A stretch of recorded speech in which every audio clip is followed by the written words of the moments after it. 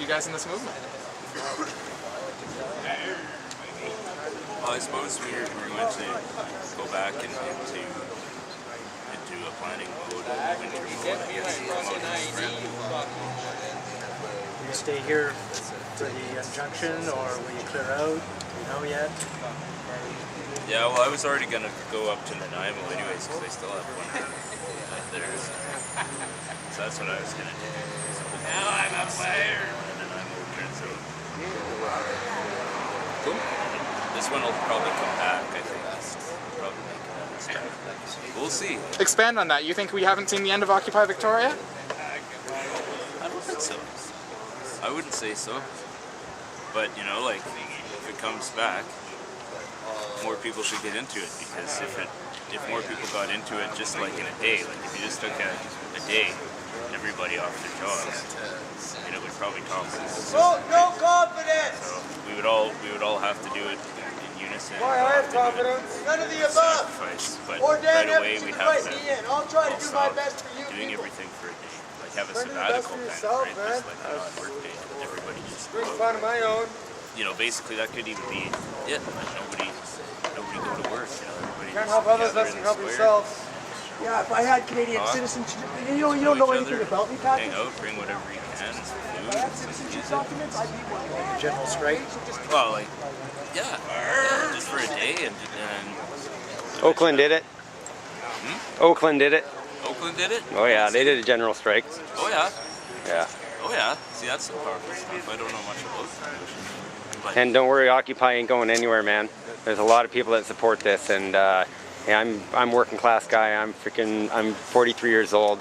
I go to work. I've been coming here for the last 3 weeks dealing with this, and that Occupy may not be what you guys are calling a tent city at this point, but it's there. There's social. Will you say this on camera for me? Oh, I'm saying it right now. I thought you guys were doing. I'm saying it on my camera.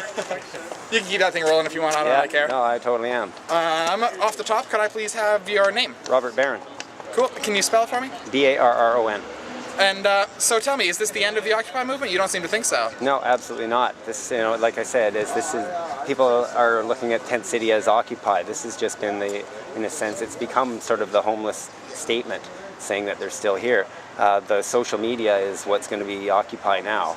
You see what's happened in New York. They've totally taken that whole entire encampment out, and it's actually grown more powerful. Now they actually have, they're starting to target places. They've been talking about it. They know where they want to go.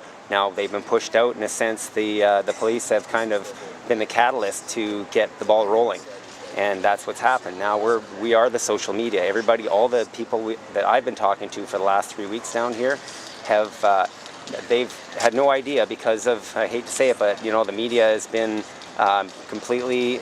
I've done over 20 interviews so far, and I've been made to look stupid every single time. So that's why they've made it look like something that it's not. Now we've actually started dealing with a homeless issue. There's been a bunch of people that have had homes found, and people are making it look like, oh, they're kicking them out. It's like, no, actually we finally got a point across now, and it seems like somebody's actually starting to deal with a problem. So we're making a difference, and that's what I think people don't understand. Like I said, the people that are out there now that have been coming in, I've been talking to, understand, and now they support it fully. And they're talking to their two friends, and they're telling two friends, and it's becoming our own social media. Despite what CTV, Chek 6, what anybody wants to put on, the word is already out. It's like I said, it's the point that we needed to make in getting people's attention has it's been done. People know what's going on, and for me, the whole point was came down to the political or corporate influence on politics and all the corruption, and that to me has been the main focus. But everything's been lost in the whole homeless issue. And now, once this is dealt with, which it seems to be happening quite rapidly, people are going to start looking at what the real problems are and the real issues that we've been trying to focus on. And it's just like I said, I had no idea the homeless issue in this city. I had no idea until I came down here. And the stories of people you talk to they're heartbreaking. Like people had 2 months ago, people were doing fine. All of a sudden, somehow they lost all their identification, got ripped off. All their IDs gone. They can't even get their welfare checks now. They can't cash checks in banks. Your identification destroys people. destroys people. And like people that have had their houses burned down and tried getting work, jobs fell through, getting screwed over by employers, and within a 2-month period, they're living out of their vehicle. They've been married 21 years, a couple that I met down here, awesome people. You know, so when you hear these stories, it's not just homeless people that are, you know, that people figure want to be down here. These are homeless people that have ended up in an unfortunate situation and now don't necessarily have the confidence, the self-confidence to get themselves back out again. Because nobody has, unless you talk to these people, you have no idea what their story is. Like, I swear to God, I met a guy down in where was it, in Esquimalt. We were working for the city, and he was rolling out his blankets and laying them out, drying them because he'd been in the rain all night, 5 blankets, and he says, I'm not a crackhead. And you know, I was like, hey, no worries, man. And the city guys there had told me that he used to work for the BC Hydro. He fell off a ladder like 26 years ago or something like that. Or he'd worked for them, sorry, for like 26 years. He fell off a ladder, got screwed over by Compo, and now he's living underneath a park bench. Stuff like that. People have no idea. They just see this little old guy curled up with his blankets, and he's just trying to survive. You know, you cannot starve in this city. There's too many services to feed people here. It's a shelter issue is what the problem is. And the city needs to come down, and they need to deal with like the shelter issues. That's what the big problem is.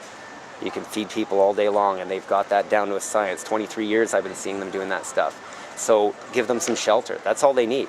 They want a place to sleep where they can curl their head up and, you know, not be all freaked out. Maybe lock the door, have somebody come and check on them, make sure that, you know, somewhere they feel safe. Here, that's what they've had. They felt safe because I don't care what anybody thinks. I don't feel afraid of anybody down here. I don't feel afraid to walk up to any one of these tents and say, hey, you know, how's everybody? You guys all right? Do you need anything? Everybody's backing everybody up here. It's like, you got neighborhoods. That's what you call these little things. They're not, you know, like, oh, they're being pushed away. No, those are the people that do their thing, and everybody's found their little comfort zones, and that's just natural society, man. That's just the way it's going to be. You know, it's always been that way. Cities are even based around that. People are like, yeah, I hate this neighborhood. The people are just too yuppie, and I'm going to go move over to this neighborhood, and that's just... Right, it's just this side of town, that side of town. Yeah. So, you know, that's... my big thing, I haven't been camping down here. I've just been a supporter, and I'm telling you this right now, Occupy is, you know, it's not a tent city. It hasn't been about being a tent city. That's just been the presence. The presence has been, It's the physical the presence is known now, and now the people are just talking. It's the social networking. You know, you tell 2 friends, they tell 2 friends, and once the momentum gains, you can't stop it. Yeah. So the truth is coming out. And I hate to say it, but I wish the media would, you know, it's the whole freedom of press. I know guys, I feel bad because I know the media, you know, guys, journalists have spent their whole lives, or, you know, they're all through school learning to be journalists, and then they find they're in a job where they are legitimately want to tell the truth, and they want everything to go, but then they got to hand it off to somebody, and they edit it and totally trash the whole story and make it like they want it to be. And to be honest, it's not like that. Well, I've seen it firsthand. I've had 20 interviews here, and I've been made to look like an idiot every time. And sorry to hear that yes, it's true. Not you guys have actually been not too bad, but CTV's been pretty good. Chek 6, they just trashed me. I was just like, really, you guys? I called my mom, going, yeah, I had a great interview, and they're like, I'm fully prepared to go to jail. Like, really? How about all the questions you asked me? What was the point of asking me all those questions? You know, it's I'd like to add that, you know, I do have a SIN number and I've paid into CPP half my life. Yeah. But when they canceled my landed immigrant status and made me a citizen by their law, it deactivated that number. I can reactivate it once I get my SIN now. Once I apply for my proof of citizenship, then I get it back. See, You're stuck in a vicious circle. I'm living on Social Security, but since I'm not on their soil, it's cut in half. I get $427 a month. All right, but yeah, hey man, thanks for listening. Anyway, yeah, I'm Bones or Rob. Yeah, like I say, everybody calls me. All right.